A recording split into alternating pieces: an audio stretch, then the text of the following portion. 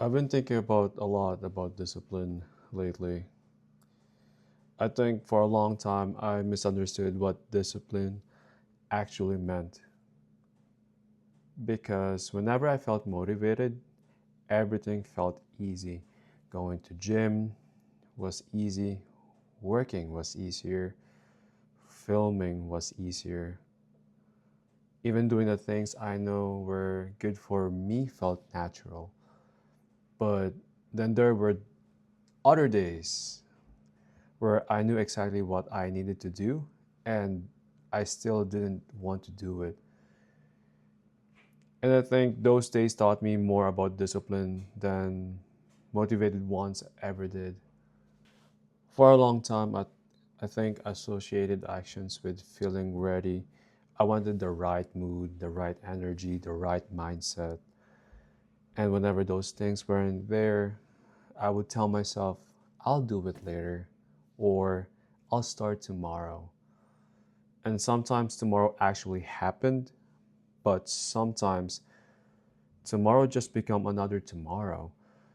And I started noticing something about myself. Every time I kept negotiating with myself, I was slowly teaching myself that my feelings had the final say. And if I felt good, I show up. If I felt tired, I pull back. If I feel motivated, I work. If I didn't, I waited, stagnant. And I don't think that's the person I want to become anymore. The gym is probably where this lesson become the clearest for me because the gym doesn't really care how motivated you are. The weight is still there. The workout still has to get done. Some days I walk in the gym feeling really strong. I'm focused. I'm excited. Everything feels good. And then there are days where I'm tired, distracted. Maybe I didn't sleep perfectly. Maybe I just don't want to be there. But something very interesting happened when I go anyway. Once I started, the resistance usually becomes smaller. Not because I magically become motivated, but because I already made the decision. And I think that's one of the biggest thing I'm learning right now. Discipline isn't always doing something extreme. Sometimes discipline is just keeping the promise you already made for yourself. And I think there's another side of discipline that we don't talk about enough: self trust. Every time I tell myself, I'm going to do this, and then I don't, something small happens.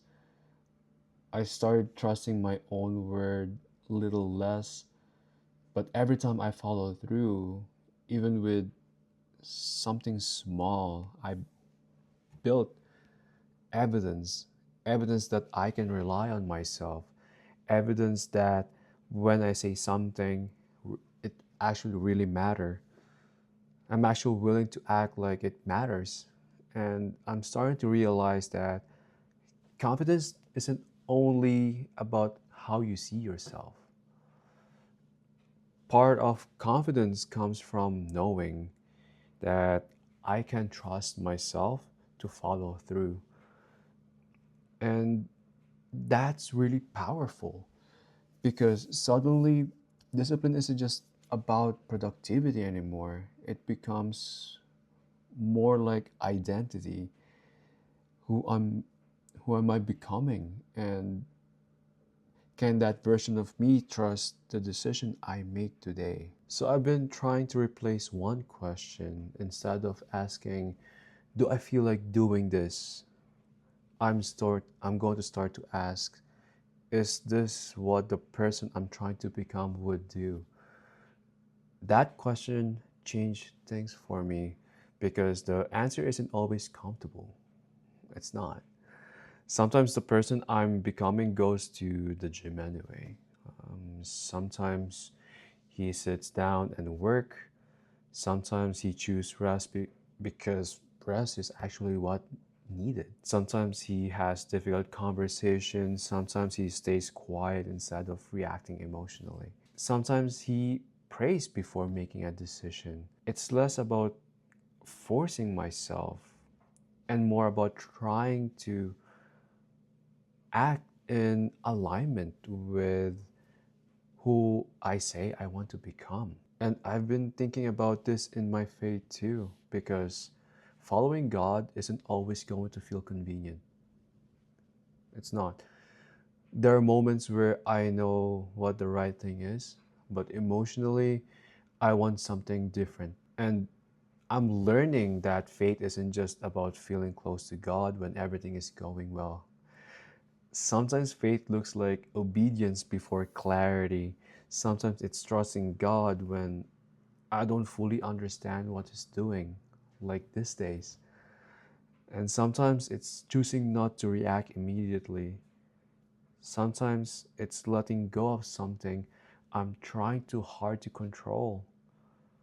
Sometimes it's doing what I know is right, even when my emotions are pulling me somewhere else. One thing I've been learning recently is that I don't need to control every outcome. I can pray, take action, make the best decision I can, and then I have to leave some things with God. So lately, I've been trying to live by one simple rule: make the decision before the emotion arrives. If I already decide I'm training tomorrow, I don't want to wake up and negotiate the whole decision based on my mood.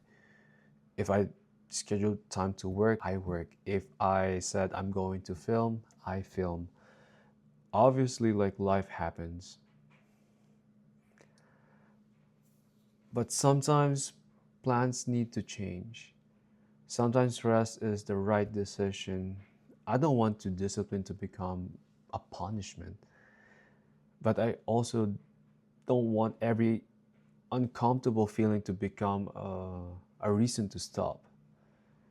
There has to be a difference between I genuinely need rest and I just don't feel like doing this. That distinction really, really mattered. And honestly, coming back to YouTube is part of me practicing this because I don't know what the numbers are going to look like. I don't know how quickly this channel will grow. I don't know which video will work and which one won't. And I think before that uncertainty affect me more than I wanted to admit. But I'm trying to approach it differently. My responsibility isn't to control the outcome. My responsibility is to show up, to make a better video, to learn, to improve, to keep telling the truth about what I'm learning. And then let the results come when they come. That's discipline too. Yes, motivation is great. I'm not against any motivation at all.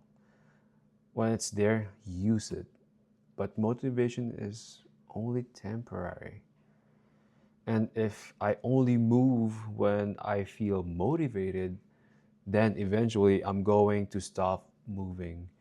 So right now, I'm learning to show up anyway, not perfectly, not every single line, but more consistently than I did before.